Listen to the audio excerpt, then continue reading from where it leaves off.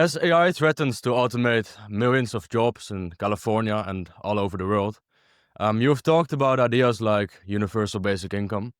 If you become governor in 2026, what is the specific plan you would put into place so that workers don't get left behind by the AI revolution? Well, I definitely support a universal basic income, and I firmly believe no matter what anyone says, AI and humanoid robots are going to take the majority of jobs that exist on planet Earth. In the next 5 years, it's very difficult to imagine any scenario when a robot is not smarter than human beings and more agile than human beings, as agile as any Olympian on planet Earth. So they're simply going to be superior to us when it comes to work. And they'll, of course, be much cheaper. They won't sue their employers. They rarely will get sick. I mean, they're just such a better situation for capitalism to thrive. But the question is really whether capitalism is the best economic model for society, which is why we want to, in my gubernatorial campaign, support a universal basic income. So if you lose your job to a robot, you would get a universal basic income. And because everyone's going to lose their job, everyone essentially would, maybe not CEOs, but most people would get that universal basic income. And that would create a floor underneath the changing world that we live in. So you have enough food, money for healthcare, money for housing, or money to raise your family. And without that, let me just be clear, I'm not trying to be a super nice guy here. I'm actually just trying to keep society stable so that society can thrive. Because what happens is we don't provide a universal basic income to people who lose their jobs. Let's say nearly all people lose their jobs because of AI. They will riot, they will pick up their pitchforks, they will cause chaos. This is not good for planet Earth. So this really isn't even a question of capitalism versus socialism or anything like that. This is a question of what is the best for the human race. Well, the best thing for the human race's progress is to provide a universal basic income so that we can continue progress moving forward on planet Earth without civil war, civil strife, and things of that nature. Agreed. And I think definitely most people look at UBI and think it's very leftist or even anti capitalistic. But I think it's good to know that even economist Milton Friedman was a great proponent for UBI. And he thought it was a great economic measure to get a sort of dividend in. And I think that with universal basic income, even the left and the right can see the great benefits it potentially has.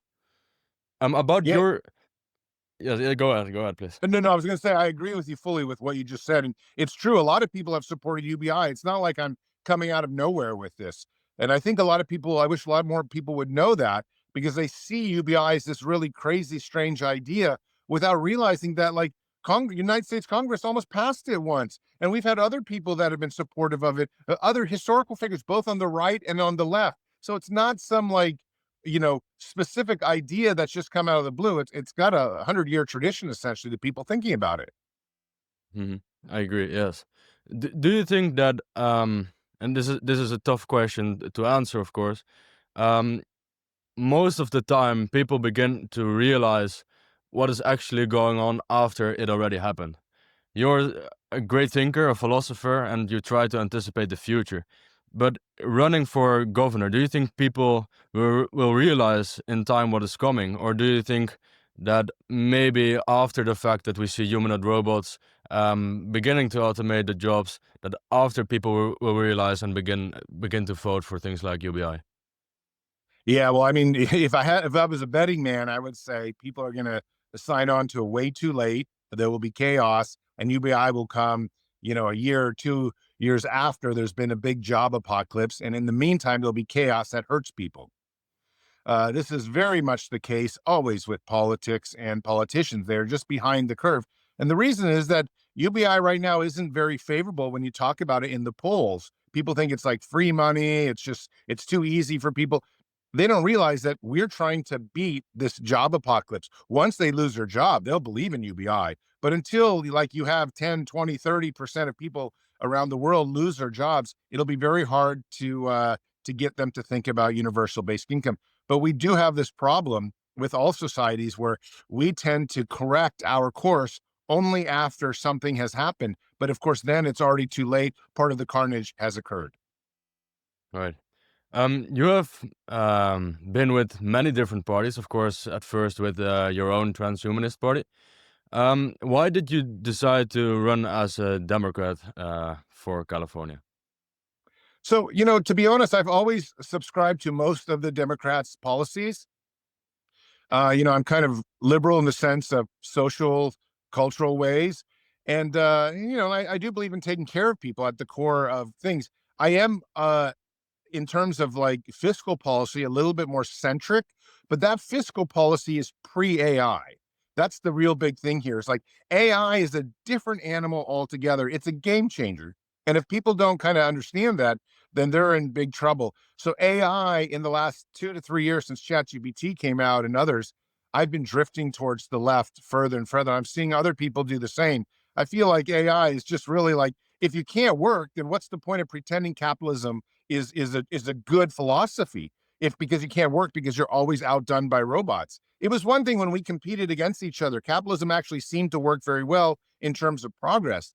But I think at this point, we're not dealing with that anymore. We're dealing with a game changer. So the Democratic Party is probably best suited to capitalize on a lot of those ideas. But I also don't want you and your listeners to think that I have really changed much over the last 10, 20 years. Most of my ideas are very uh, I guess the same. Maybe they fluctuated 10, 15% one direction or the other, but not any more than I think the average person. I just don't believe in political parties. I believe in being reasonable. I believe in the scientific method, and I believe in science and technology as the way forward for humanity. And those things in my I guess political campaigns and philosophy have never changed. And so what party I run for isn't as important as just trying to get out the message I have, which is let's use rationality and the scientific method to govern people. And I think we'll do a lot better than using ethnicity or personal philosophy or religion, especially to govern. I mean, those things I think have shown quite clearly that they don't work. We need a scientific method. We need to base our ideas on reason in order to say what's best for the majority of people and to try to move forward with that. Yes, I couldn't agree more, and I think it's important to not be too static and stay with one party or the other. I think that as technology progresses, we do need different and need to have different priorities over time. And we could easily say that, for example, the 20th century was a century of capitalism, but now with technologies like AI, it's fundamentally a different game because AI changes the game so much. So I think the audience and could very well understand that it's not a contradiction at all. It's basically looking at what's most practical in the end. What is your view about work in general? Do you think that people will work in 10 years? And um, yeah, what are your thoughts about how quickly this will go? Yeah, yeah. I mean, I think within 5 years, you'll probably see a 50% decimation or, like stopping of workage because of AI and humanoid robots. I think next year is the year that everybody realizes it. Like next year is the year you're going to walk down the street and see a robot doing a shopping for one of their owners. And once you see that, so let me just give you a little story. What happened the other night? I was at a party. It was Andrew Yang's party. He was a former Mhm. presidential candidate of the Democratic Party who supports universal basic income. And, we had a good time. And then I left and I walked out in the middle of downtown San Francisco and I walked a couple blocks and I looked around me and I saw 11 cars. Every single one of the 11 cars were Waymos, meaning that there was no driver. It was entirely automated. There were no other cars because it turns out at San Francisco in the late evenings, nobody else drives anymore because they want to sleep or whatever they want to do. And it's just the driverless cars. And I think a lot of the cities in the United States don't have Waymos that much yet, but San Francisco, kind of the birthplace of AI, has a ton of them. They've now over 50% of Uber and taxi drivers. So you see them all over. And what I'm trying to say is this was a very visceral like reality to me. Like this is no longer we're just talking about it, saying, oh, the job apocalypse is coming. This is like boom, look, there is zero other cars with human drivers in them. This job thing that we're talking about is happening now in real time. And so I think probably within 5 years, you'll see 50% of the jobs threatened or lost. And those jobs will never come back because people won't be able to retrain. The AIs just keep getting better every few months. Um, And then probably over a 10-year period, you'll see 80 to 90% of jobs. Maybe, like waiters and waitresses at restaurants will stay human because people like humans, or like your barista at Starbucks. But if you're talking about being an engineer or a coder, or you're talking about being a stock trader, I mean, these things are gone. Maybe podcasters will continue to be humans because, I mean, people like people. But if you're talking about something that can be replaced without any kind of, social ramification, but just economic, gain, I think it's gone. Right. And I couldn't agree more. And even people that would say, okay, but even if you're skeptical and say some jobs couldn't be automated, even if 30 to 40% of jobs will get automated, these this is an enormous group, and we will have an enormous challenge as a society, and still would need a universal basic income just for these jobs. Do you think there are certain maybe politicians that or other jobs that we just as a society would be better off not to automate, or would you say that even politicians or other government workers, it's best that it would be automated by AI as well? Look, I mean, we believe in something we call the automated abundance economy. The first component of that is providing universal basic income. The second, component is providing a robot to every household in California. And the third is hopefully reinventing what the American dream is. If it's not just the American dream, it's a dream in Europe, it's a dream everywhere. It's the idea that we don't have to work, but we can still live in a life of abundance. We still have enough money or enough food and healthcare and housing to enjoy our lives. Perhaps that type of life would be even better. But at the core of that is two components, really, which is first, a universal basic income, and second, using automation to help us. So I think, in light of your question, it's like we should embrace the AI age. We should embrace humanoid robots. We should try to use them in our lives. So, to do our cooking, do our chores, drive our kids to soccer, cook us food, I mean, clean the bathroom, whatever it is that you got to do. Why not use it? That's going to make our lives more leisurely. Maybe it's time for an age of abundance for the human race. So I totally believe that we should embrace this age. Of course, the bigger challenge though is that, we get to the automated abundance age, great, but what happens in the age of superintelligence? What if an AI decides to go rogue, or doesn't like us, or robots decide to kill us in their sleep, or something of that nature? This is where it becomes a bit more challenging. Right now, it's like we're not really even near super intelligence, so we're not really worrying about it too much. And we're right near humanoid robots. We have some of them in our houses already in California. Some of them are being used by avatars, but probably in 1 month or 2 months, they'll just be doing their own thing and very helpful. And so definitely by next year, there'll be a few, tens of hundreds of thousands of them somewhere in the United States and California. But of course, the challenge is in 3 to 5 years when we start getting near super intelligence, how do we deal with a robot population that is quite a bit smarter than us? So, some people would say, okay, well, let's not even create the robots. Unfortunately, because of the geopolitical dynamics, and you're probably going to ask this question anyways, I'll answer it a little bit now, is that, you know, America and Western democracies, Germany and Europe, we need to defend the right to have robots belong to democratic owners, as opposed to China having robots, which is a totalitarian government and might make robots more fascist or whatnot. So it's very important that America and the West wins the humanoid robot race and the AI race. Unfortunately, that means we're racing towards super intelligence without a care in the world. And that becomes very challenging because racing towards super intelligence could almost be worse than a world war.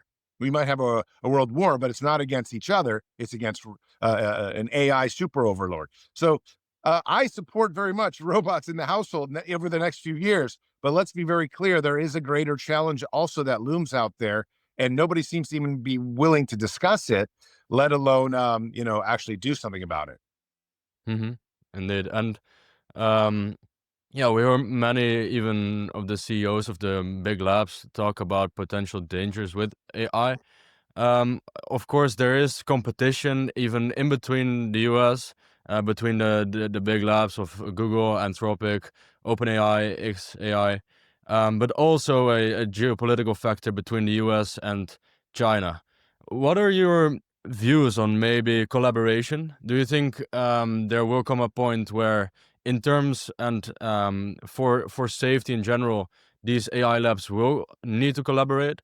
And even if you could extrapolate that into the big question of will even the countries in the end have to collaborate for the benefit of humanity? And do you even think it's feasible that countries will do that?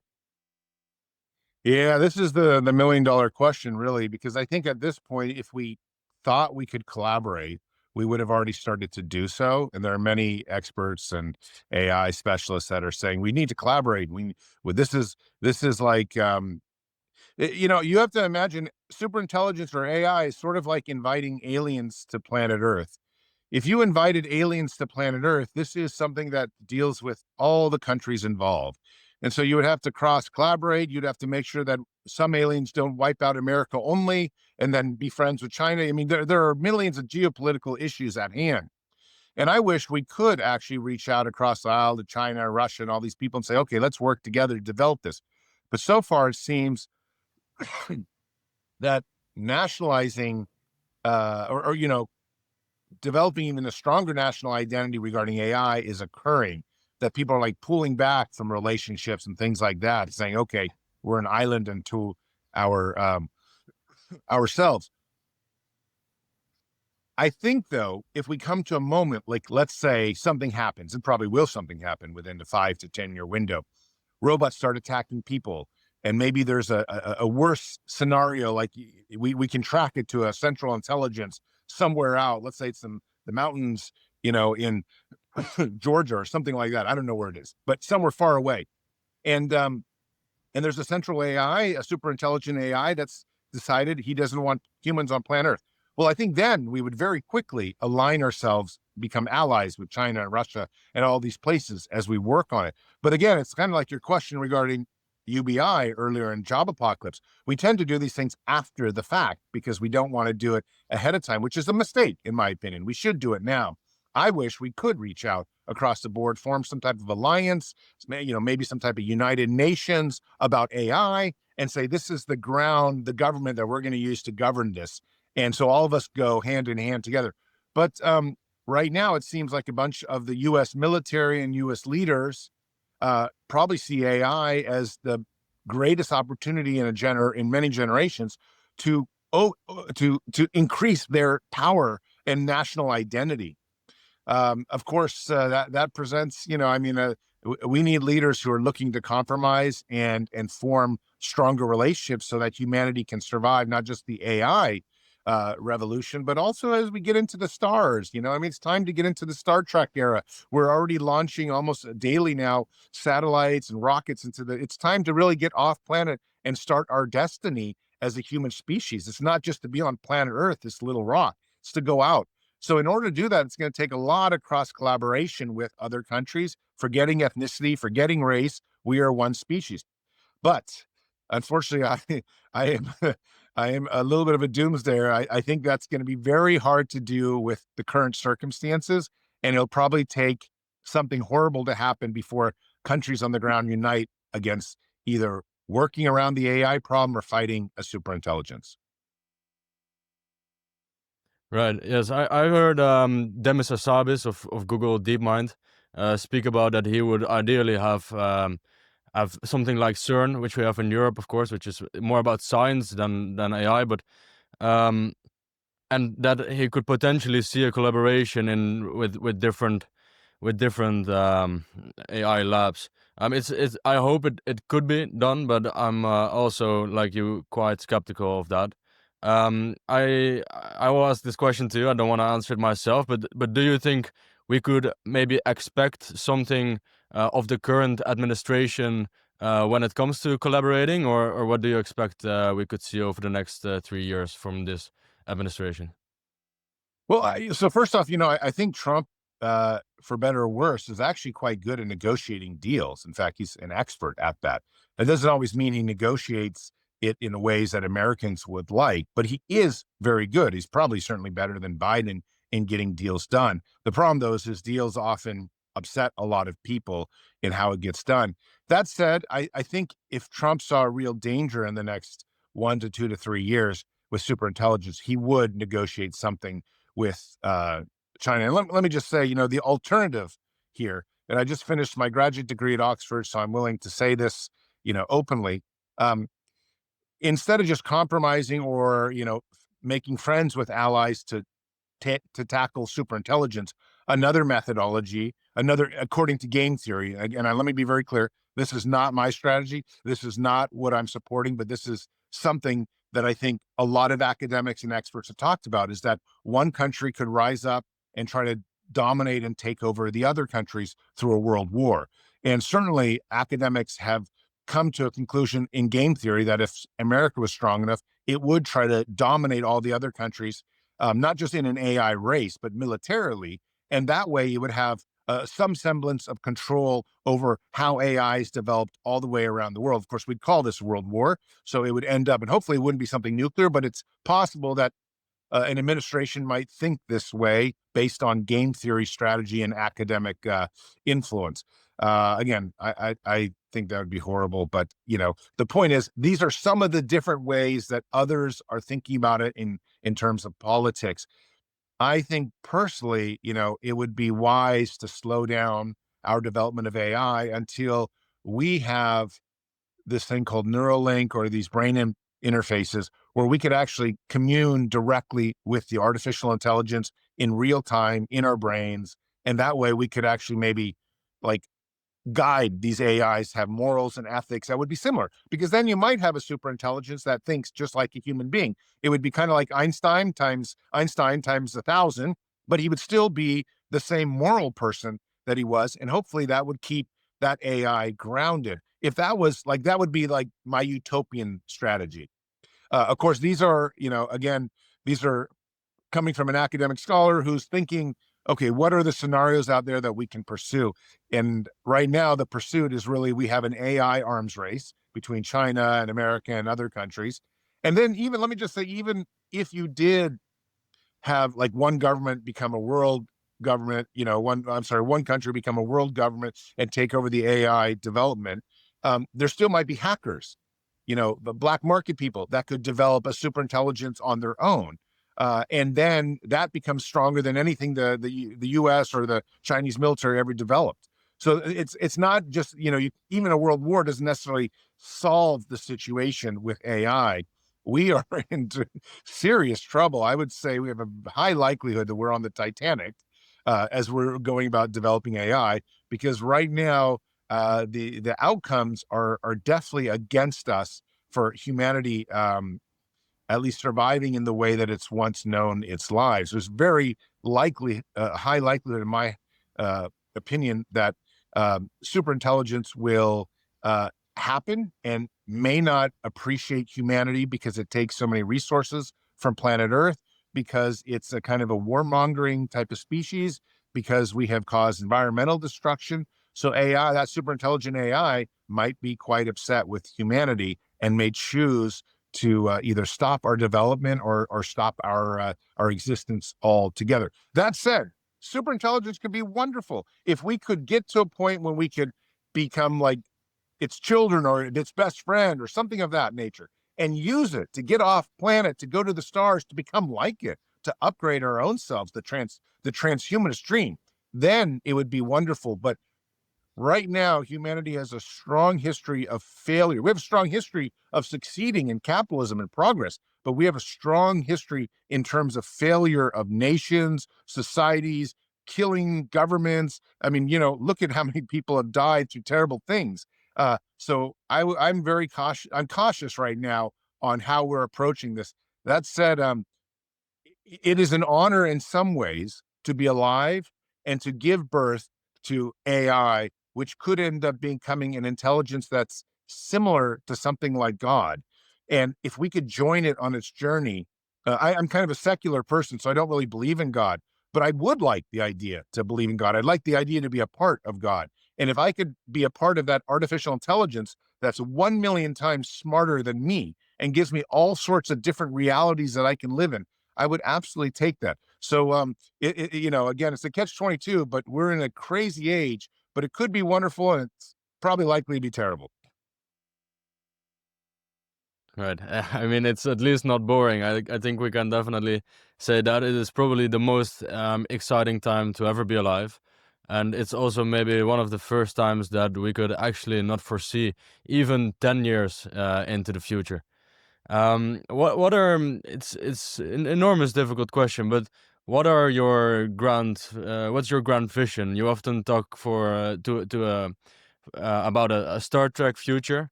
How do you see a future, and what do you think people will get meaning of? Do you think meaning will even be a thing if we might as well upgrade into or merge with the AI?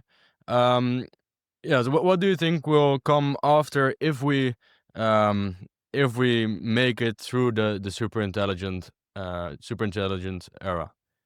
Sure. Well, I think first off, to begin with, philosophically, meaning is perhaps the most critical component of consciousness. Because if you don't feel that you have meaning, then you have to ask, why are you even staying alive? Because being alive is quite challenging sometimes. It's painful and things like that. So even a super intelligence, I think, is going to discover a sense of meaning and purpose. And I think, meaning and purpose are actually intrinsically connected to our DNA. And so far, our DNA has been mostly let's survive, flight or survival, whatnot. So it's very hard to escape meaning. I know some people do, but I think most of us are like driven by purpose and meaning. And I assume that an AI will discover that as well. I think there are certain universal kind of like probably at an atomic level reasons to even know why there would be meaning. I wrote a paper on this in Oxford. Even when subatomic particles are attracted to one another, that in itself is a kind of a meaning. Even if it's not conscious of it, it's still the reason we do things and the reason humans do things. There are, many of our biology, our DNA, the atoms, whatever, we all have our own purpose and we kind of stick to it. I mean, rarely does anyone just die. Like if someone's choking you, you fight back. It's just natural. It's like one of the most instinctual things. So I think AI will probably discover those kinds of things as well. But I think, a grand vision of AI is really um, utilizing it and a grand vision of humanity to get off planet and to start discovering our universe. So let me just give you an example. Like you and I are looking at each other right now in the podcast, but our eyes only see about 1% of what we see. We're missing like the gases, we're missing all these different things. And the same thing, you're hearing me, but you're only hearing about 1% of the audible nature of the universe. So, in the same sense, when we're on planet Earth, this big, beautiful rock, it's just a big, beautiful rock when you think about that there are trillions of other planet Earths out there, and trillions and trillions. Google amount of number of other entities, black holes, whatnot. We have a long way to go before we really become the species that I think we are destined to be. And hopefully, if we can somehow figure out how to merge with AI, and we will. I mean, they're already talking about downloading their consciousness and things like that. They're probably 5, 10 years away from a lot of those really exciting experiments. I know Elon Musk just filed patents the other day for telepathy. So you and I would be doing this conversation right now, not on a device, which is already a miracle. I mean, 20 years ago, doing this, what we're doing now is a miracle, but we'll be doing it in our heads.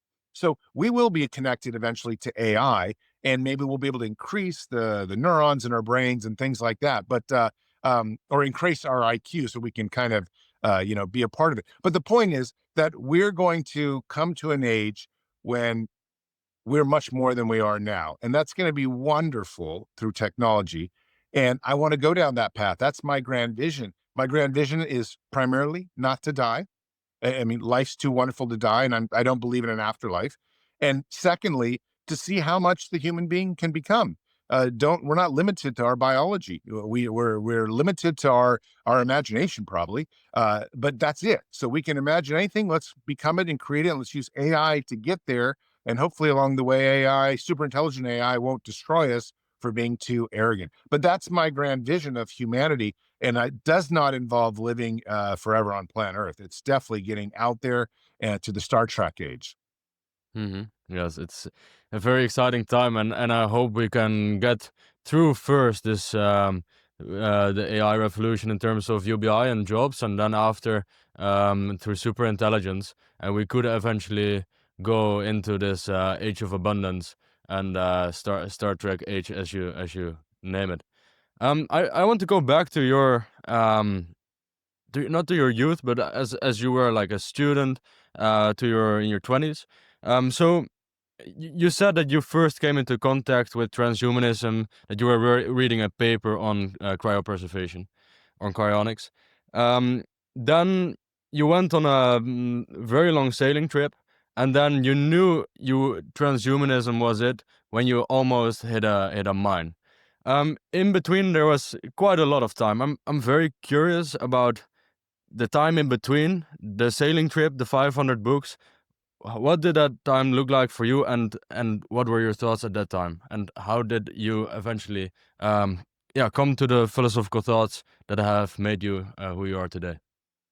Sure. Well, I think one of the important things that really happens to every single person at some point is if they have a near death experience, they kind of transform into somebody who realizes the value of existence. So, first off, I had a long career at National Geographic for about 5 years during that period. I guess it was age maybe like 25, 26 to age 30 when I was working for them. So I traveled to 70 countries. A lot of it was on the sailboat, and I wrote a lot for them. But I did cover a lot of conflict zones and did some pretty scary stories. And so, while maybe not, they weren't like near death experiences, they were certainly like close to death, about to die, including the landmine incident, shootings, and stuff like that. The point was that it really got me thinking about the value of life, especially as I saw people dying and whatnot. And I think the problem is that that really shook me. And everyone gets shaken at some point in their life through either a terrible car accident or maybe it's a loss of a parent or whatever, and forces them to have these revelations. And my revelation was like, wow, life is so amazing, so beautiful. It's a miracle, but it can be taken from you. You can choke on a hot dog and you're gone. You die, or, I mean, these kinds of things. So you need to be life's very precious. You need to protect it. So I would say like a huge part of what happened was just working through these conflict zones every day scared the hell out of me and made me realize how precious life was. And that was one of the reasons I have turned so strongly to transhumanism. But let me just say the second component, probably just as important, was, I started really reading a lot in college. And it's hard to say this to sometimes young people because maybe they're not as interested in reading like my daughters. They don't seem to be so into it. But I was obsessed with books. And I was, when I was sailing, my sail trip was not so much like a sales trip to countries. It was very important to experience culture. But for me, the radical transformations happened by the books I read. I was so influenced by the books I read. And, one day was this, one day was that, the next week was here. And over time, these two, three, 400 books, I had like 500, but I think I read about three or 400, started just kind of forming who I am today and adding to this component that I was really in love with life and afraid to die. And by the time it kind of all came together, when I decided to write this is the book that I wrote, the Transhumanist Wager.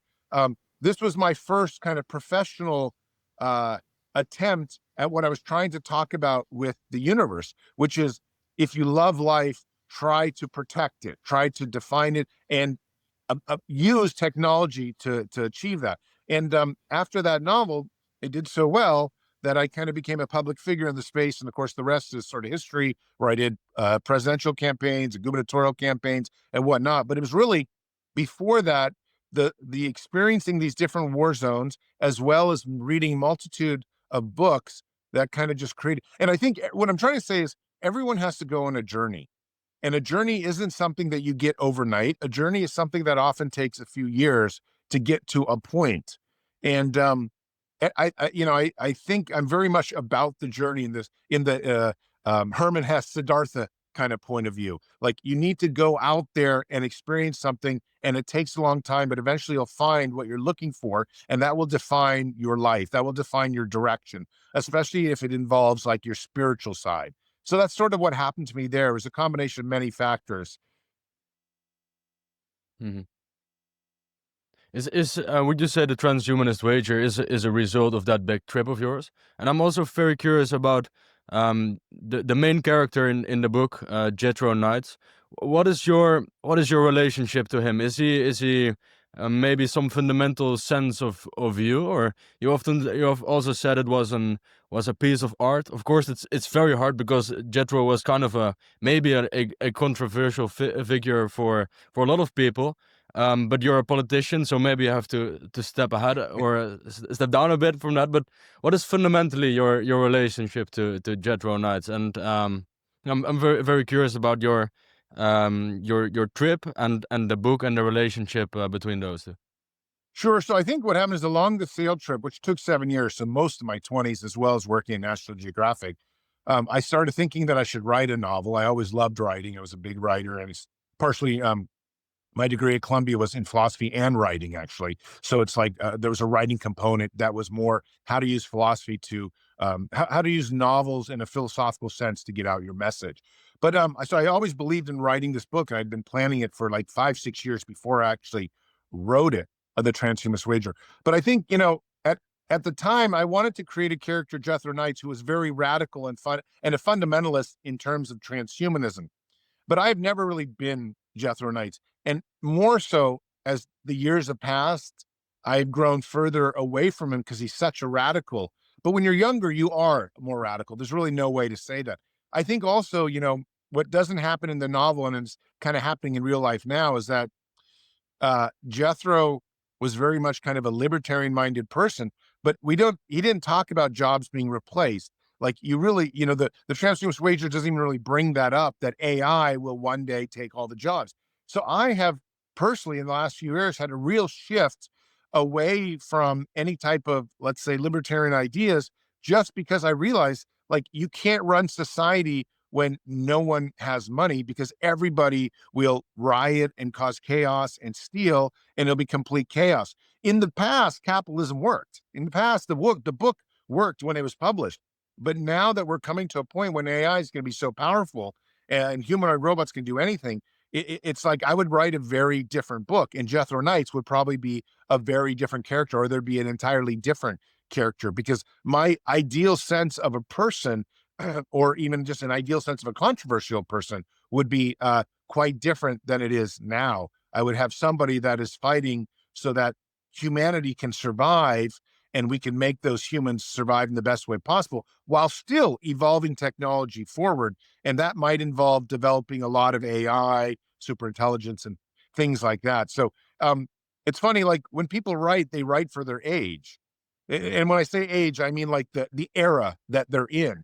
And the era I was in was pre-AI. It might have been transhumanism, like believing in living indefinitely through certain types of cyborg parts or whatever. But it wasn't this idea that all of a sudden there are going to be robots everywhere doing everything.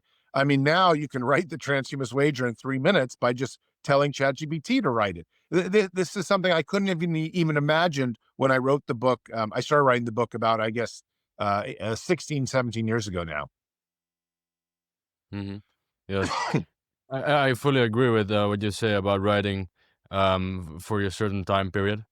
Um, I as I'm currently pursuing the also a master's in philosophy myself here at the University of Amsterdam. So when I look at you and I would even consider myself as a transhumanist as well. I see sort of the same problems reading the Transhumanist Wager that maybe you have seen so 20 years ago. So reading that book was really insightful for me, and I could relate to Jethro Knights a lot, even though he was indeed kind of controversial. But in the end, yeah, that's maybe why I asked the question, like how much can we sacrifice for the ultimate ending? And of course, we talked about the different ages. We talked about the UBI age, the super intelligent age, and in the end, maybe the Star Trek age. In the end, we want to overcome the first two and sort of go through them successfully to get into the final age. How much can we sacrifice? How much must be sacrificed? Maybe ideally, of course, we do not want to, but in the end, what is needed to get to a good looking future? Sure. Well, let me just, Rob, since you've read my book, let me just talk a little bit more. I had promised to write a sequel of the Transhumanist Wager, and the sequel was very much based on one of the most important ideas that I've come across and written about extensively. In fact, my Oxford master's in philosophy was its thesis was about quantum archaeology, and quantum archaeology is this idea that you can reverse engineer subatomic matter and then 3D bioprint it out. So what would happen is, for example, my father died 9 years ago. We would go back through reverse engineering subatomic matter to a point 1 hour before he died, and then 3D bioprint him, and hopefully we'd have the technology to stop whatever killed him. Maybe it was, he had a heart attack. So we'd fix his heart 1 hour before. But the point is, this is kind of speculative ideas right now, but if you are able to reverse engineer even 5 minutes of subatomic matter and get a blueprint for what exists, like our conversation 5 minutes ago, and we could just take everything and then we could somehow 3D bioprint that out, which is the 3D bioprinting is probably going to be feasible within 50 or 100 years for sure. It's the reverse engineering that some physicists aren't sure about. But the point of the story is, if that occurs, then death doesn't exist. And the reason death doesn't exist is because you can never really die if you could always go back in time somehow and take a moment and bring it back. And the problem here is that even when I wrote the Transhumanist Wager, I was unaware of this concept. This is quantum archaeology, still a new field. In fact, I have one of probably the only long papers on it. The point, though, is that, like, when I wrote the Transhumanist Wager, I was talking about, I didn't know this idea. Had I known this idea, I would have really focused a bit more on it philosophically, because it means that everything Jethro was fighting for may not even be necessary. And here we have this whole book about it. And it's the same thing with a lot of even the longevity movement. Now, I don't want to take away from what's happening on planet Earth or superintelligence or all these things. But if there is this possibility that you are able to kind of go back and forth, and it's not just going back and go forward too with quantum archaeology into the future, that it makes the world really a different kind of, you look at it differently. It becomes, I guess, more quasi-spiritual. It's quantum oriented. A lot of things that have happened have maybe already happened in some former future. Again, I'm not saying these things are real, but what I'm saying is, even there's a growing consensus that it is actually more plausible than before. And so all of a sudden, like, when I go to think about things and write things, I'm a very different person, because at the time when I wrote the Transhumanist Wager, I was very black and white. I was like, sacrifice anything in order to achieve immortality. And that was kind of what the Transhumanist Wager is about. One man who would sacrifice the world essentially to try to live forever. Um, but now I'm much more like, I don't want to say cautious, but I guess I've broadened my understanding to say, wait a sec, there are so many variables now, that how can I actually concretely say that this is true? So, right, I think this is another reason why I've actually turned a little bit to the left recently, is because I have become overwhelmed by the amount of knowledge that's out there without my any decisiveness in knowing how I can actually control it. I just feel like I'm more lost than ever, and that has humbled me. Unfortunately, sometimes you need very strong-headed, arrogant people to make good decisions to lead the world forward. But as someone who's been involved intimately now with philosophy for 20 years, I become more humbled by how little I know. And so if I wrote the Transhumanist Wager again, it would probably be quite a different book, just because there are so many other new ideas that I didn't understand before. Now I do. And this, to answer your bigger question, is, how much do you sacrifice to live indefinitely? you know, Before I would have said, yeah, maybe you sacrifice almost everything, but now I would say, you have to be very cautious, preserve your family, preserve your lives, preserve your nation, your tribes, your society. So there's a sense of me that's become, I don't want to say more mellow, but more pragmatic when it comes to seeing the greater picture. It's not maybe as exciting or as controversial, but it's definitely, I guess, a method of me growing up. Mhm. Yes, and when thinking about quantum archaeology, it's really a fascinating philosophical concept that if you believe it's feasible and it's true, that it actually changes everything, because time as a concept just changes so much. One of the more funny things I always I've seen with quantum archaeology is that people want to bring dictators back to punish them. Um, but I find that sort of contradicting because quantum archaeology presumes a deterministic universe, and so saying like bringing them back is sort of contradicting to me because they lived in a deterministic universe as well, so they Yeah, couldn't yeah, have no, done I agree. otherwise. You know. That is a So very funny concept too. It's like then they would their defense would be like, "But I had to do it. That's why you could even bring me back in the first place." right, Yeah, I know. exactly. I'm not. Again, I did a 20,000 word paper on this recently, a thesis at Oxford, and it was really fun to like let my mind wander. And I did bring up there is a subchapter about bringing back like someone like Hitler or something to be judged. Um, but you get lost. It gets so confusing. It's very similar to the idea of time travel, which is different than quantum archaeology. But when you have these movies, you can really start philosophically getting confused because so many things can happen. Like you can influence your former self, which means your current self isn't the real one, and so that it means like, how do we even know you and I are having this conversation? It's not like one of us told, hey, you're in an interview with this guy. I mean, it gets so crazy really quickly. Yes, I agree, and it's a great concept to think about. Do you when I look at quantum archaeology, I find it very difficult to think it's actually feasible. What are your thoughts about it? I mean, you've written about it, so I presume you think there is a good possibility. When talking to maybe physicists, like, have you found maybe some very prominent physicists that think it's possible, or like maybe of course theoretically possible, but like for us to actually do it? Because I think the amount of calculations you have to make to to do it, like that seems so much to me. But I would like to hear your thoughts about it. Yeah, no, I mean, so most physicists have just contemplated it, but you're right. I think the central issue right now is not even whether a deterministic universe exists or not. It's actually whether, even if it did, what kind of computational capacity would you need in order to even go back 5 minutes? How far do you have to restructure? But some people have been saying, like quantum computing, quantum computing doesn't exactly like figure out things. It kind of makes bets, and that's how it's so able to do things so quickly. And so people have been saying that, like with quantum archaeology, maybe you don't need to decipher the entire subatomic structure of the universe, but just a portion of it, and you can bet the rest, and you still come close, or maybe identically or close to something of what it represented. So if that was the case, then maybe you would need your capacity would be a lot less. But I would say at least that to go back in 1 year's time would probably take uh, computers, maybe the size of planet Earth, processing for 1 year's time to go back 1 year's time. So it may not even be like, because you're not going to speed up atoms, you're not going to speed up the universe faster than it's already moving. So even to reverse it would probably have to be either the equivalent or slower than what is happening right now.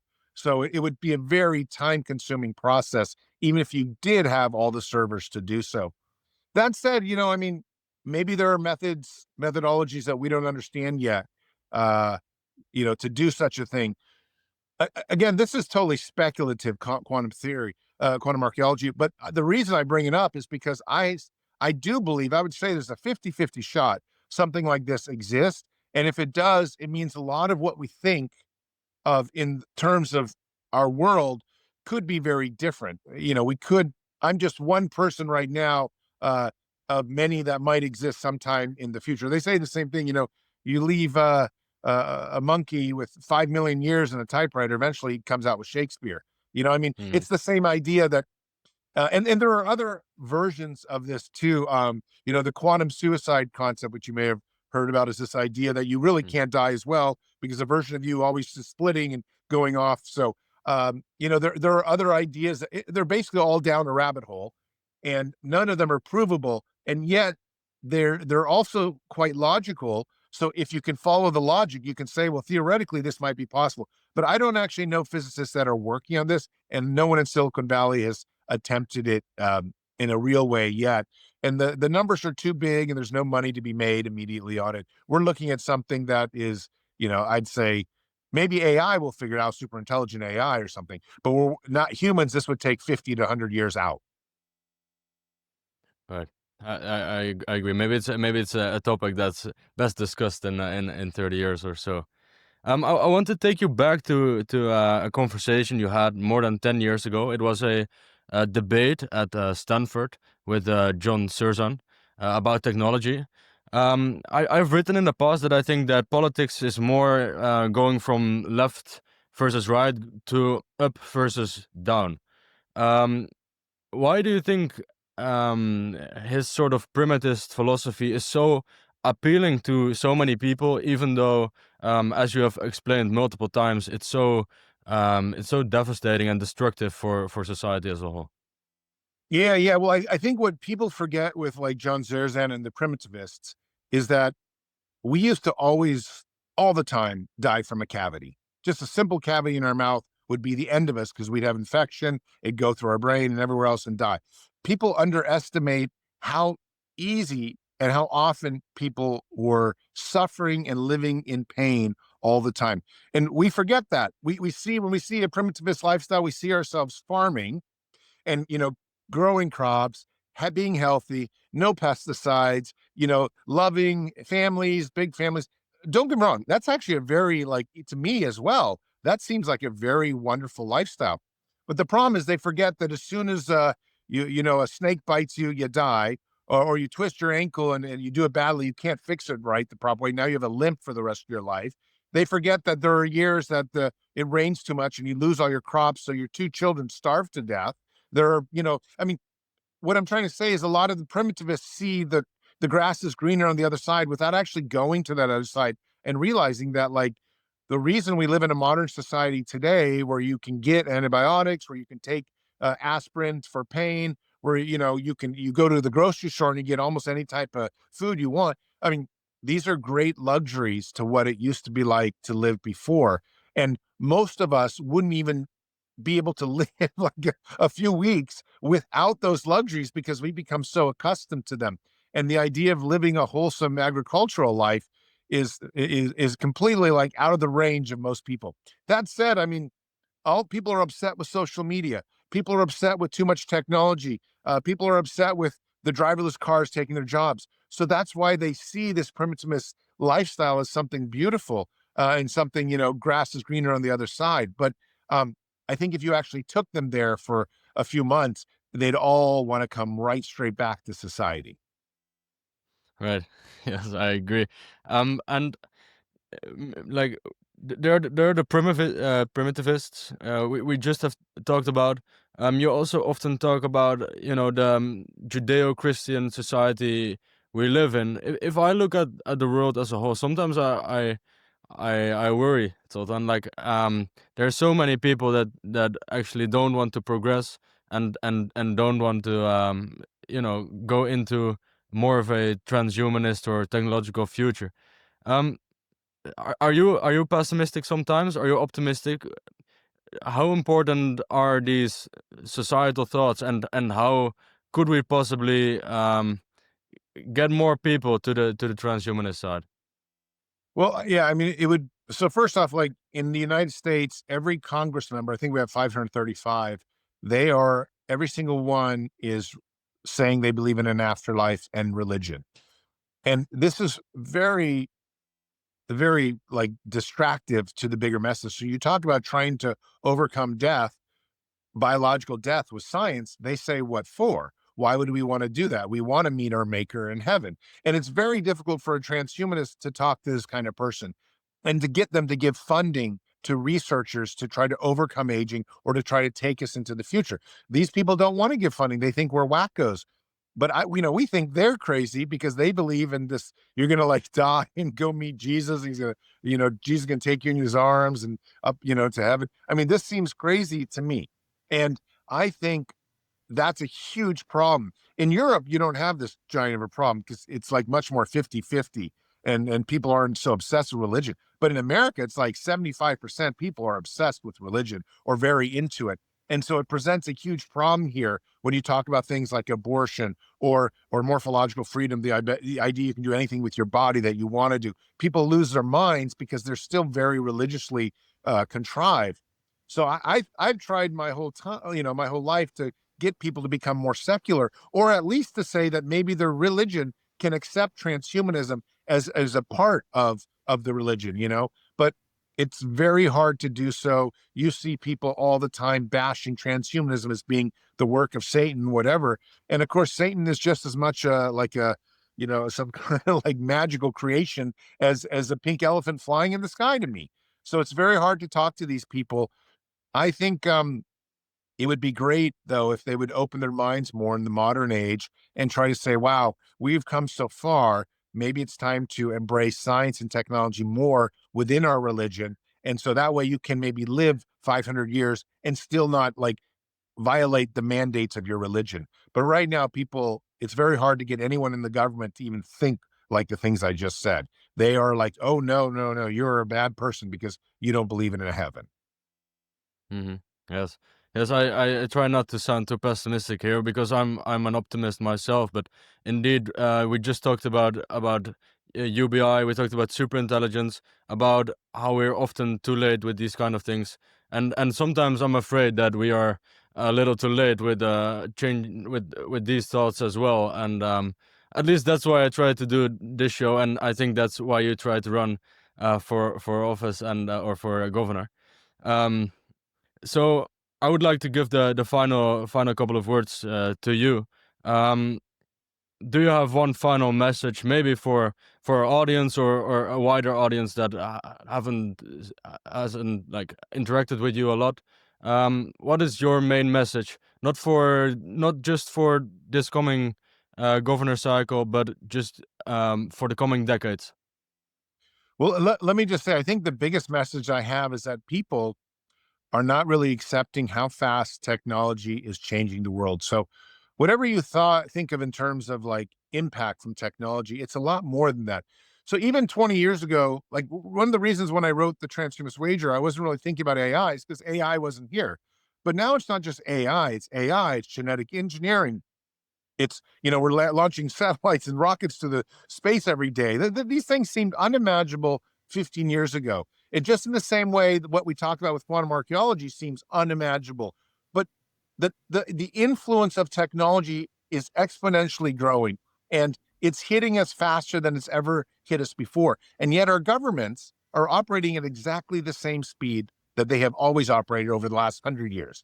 And this presents a huge problem because the species itself has been hit with enormous amounts of change radically and super fast, and we're not adjusting to it. So what I would say to like viewers, and this is why we support a universal basic income and some of the other ideas, is because we don't want to wait for something terrible to happen to the human race.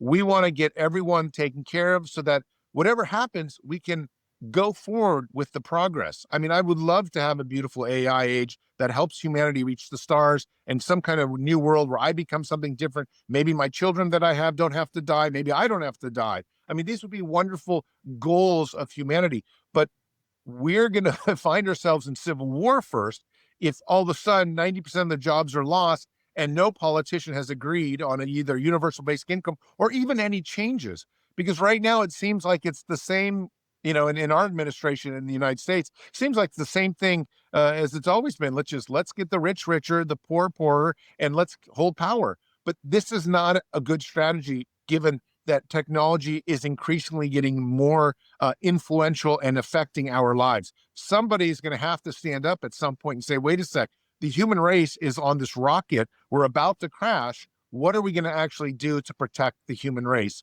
once and for all and enter into these radical new ages? And so it can't be the same old that we've been going on. I think it doesn't matter if it's Europe or if it's China or if it's the United States.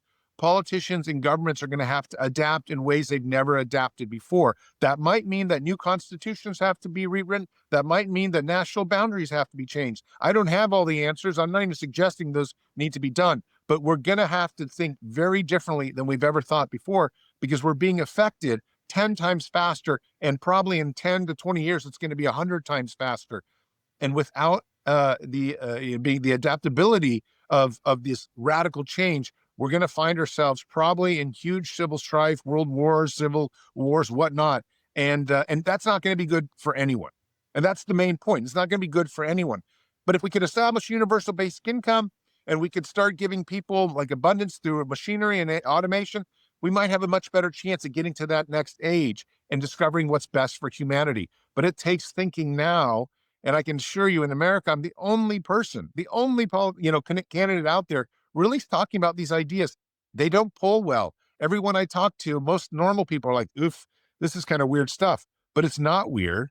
And we need more people to talk about it before it becomes too late. So that's my message to your viewers: is just think about this stuff and really pick out people that you think you can trust with the future, because the future is not the same as it once was. It's going to be radical and totally transformative. And if we're not careful, a lot of us could end up losing the things we've fought for, the materialism we've acquired, and the lifestyle we've known. I mean, it could vanish very quickly. We need people to lead us through that have a good understanding of how radical things could get. I agree. Yes, we need good leadership. So please go and vote. I would love to speak to you again if you're governor of California in a year's time. Where can people find you on the internet? Do you have a website um, that you can refer people to?